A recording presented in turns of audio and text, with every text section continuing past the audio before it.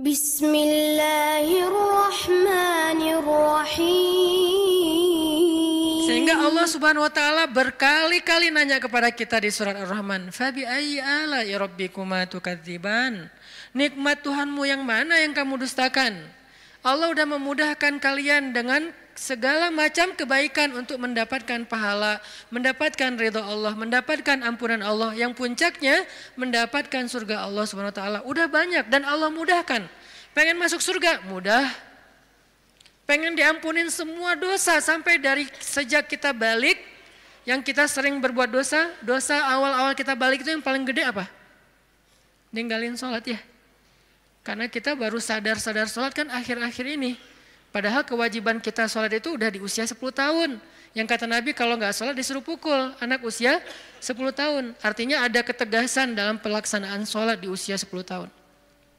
Usia 11 tahun, 12 tahun kita masih kelas 5, kelas 6 SD, kita sering banget ninggalin sholat. Gimana caranya sholat yang begitu besar pahala atau begitu besar dosanya kalau ditinggalkan bisa dihapuskan oleh Allah? Apakah kita harus jungkir balik sholat yang sebanyak-banyaknya? Enggak mudah bagi Allah. Ternyata semua kebaikan di sisi Allah itu Allah beri dengan cara mudah. Bahasanya Ar-Rahman, pemurah, dimurahin sama Allah. Allah murahin. Mau surga? Murah. Padahal surga itu mahal. Kata Nabi, ala sil'atallahi hiyal ghaliyah, ala sil'atallahi hiyal jannah. Bukankah harta Allah itu mahal dan harta Allah itu adalah surga? Surga itu aslinya mahal, tetapi Allah mudahkan dan Allah murahkan bagi kita orang yang beriman. Ampunan Allah itu berharga, tapi Allah murahkan. Ridha Allah itu sesuatu yang sangat istimewa, langka, tetapi Allah murahkan. Jadi termasuk dengan ibadah ini, zikir yang begitu mudah, zikir yang begitu ringan, zikir yang begitu yang santai, nggak perlu modal untuk berzikir. Kamu udah zikir belum? Kenapa? Gak cukup modal. Gak ada orang yang gak berzikir gara-gara kurang modal. Kalau kurang modal untuk kayak bisnis, wajar. Justru mencari dunia itu mahal dan susah. Modalnya gede, hasilnya belum tentu. Itu juga pengorbanannya berdarah-darah. Belum lagi nanti dizolimin, dikerjain, ditipu orang.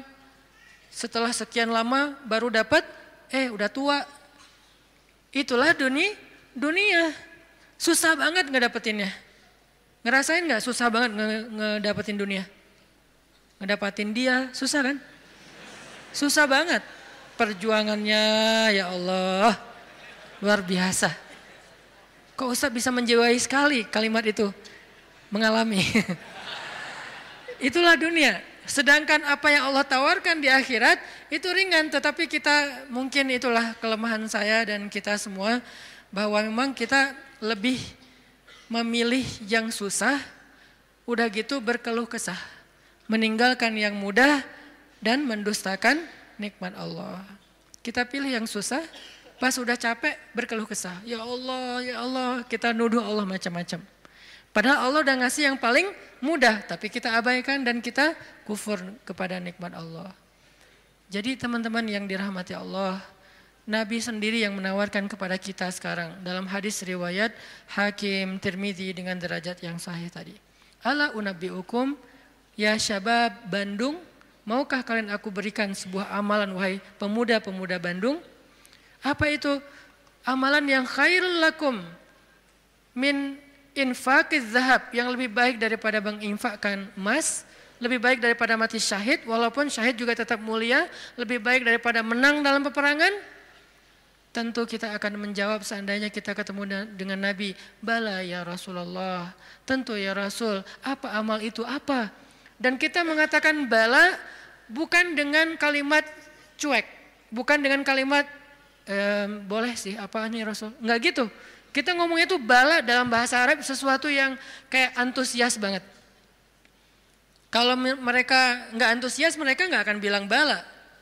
Mereka bilang bala ya Rasulullah, artinya antusias. Sehingga kita menjiwai hadis ini, walaupun kalimat hadis ini nggak terlalu panjang, cuma satu kalimat pendek yang kalau dibaca kurang dari 5 menit selesai. Tapi menjiwainya, memahaminya itu butuh waktu sampai kita bisa benar-benar senang dengan nasihat dari Nabi ini. Bukankah banyak orang cari nasihat jauh-jauh ya? Sekarang yang ngasih nasihat Nabi langsung.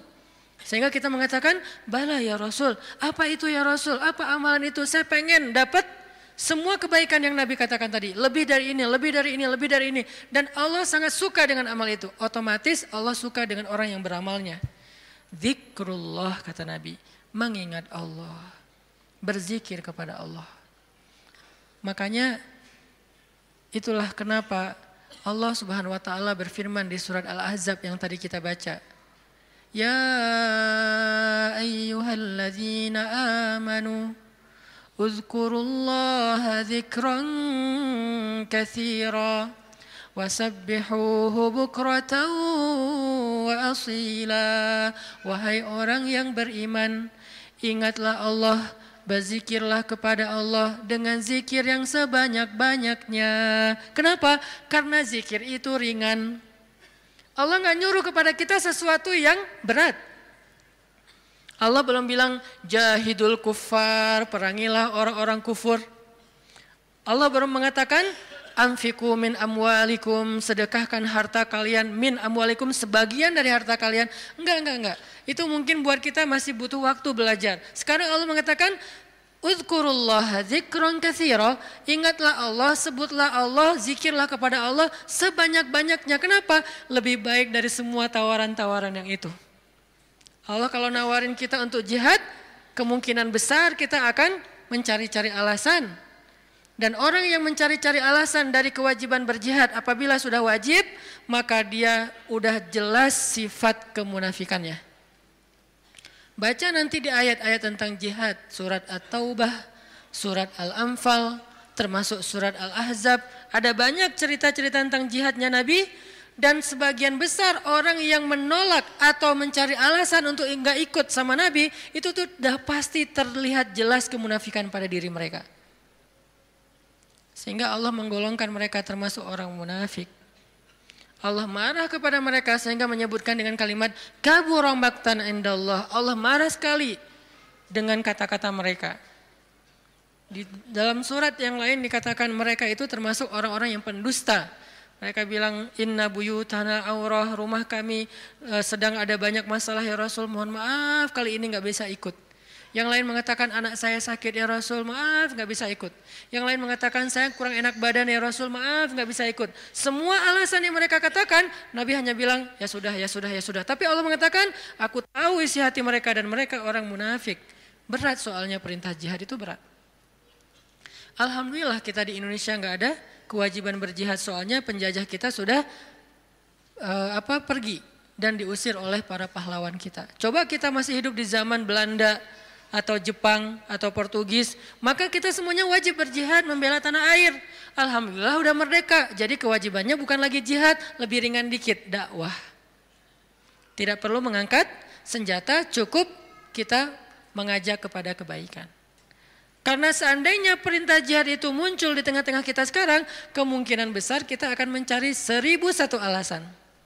Ada alasannya saya masih kuliah lah, ada yang alasannya saya belum nikah lah. Memang ada alasan gak bisa berjihad gara-gara belum nikah. Ustadz nanti kalau saya syahid terus saya belum statusnya masih jomblo gimana Ustadz? Gak usah dibahas sekarang.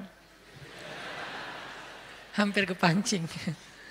Artinya ya kalau seandainya perintahnya adalah jihad, kita mungkin termasuk orang-orang yang anulir di awal waktu udah langsung dicoret, gak masuk. Kalaupun kita mau, tetap nggak diizinkan. Kenapa? Nggak cukup syarat. Pegang senjata nggak pernah. Baru jalan 100 meter udah ngos-ngosan. Nggak makan sehari udah lemes. Ya, gimana mau jihad? Padahal jihad itu fisiknya luar biasa. Nggak tidur berhari-hari. Apalagi, ya tanya aja ke teman-teman dari militer lah. Latihan aja udah seberat itu. Gimana menghadapi musuh? Kita mau berangkat pun nggak diizinkan karena nggak memenuhi syarat. Itu perintah jihad. Ternyata ada yang lebih baik daripada jihad. Zikrullah. Syukran ya Rabbi, syukran. Hadaita qalbi, syukran.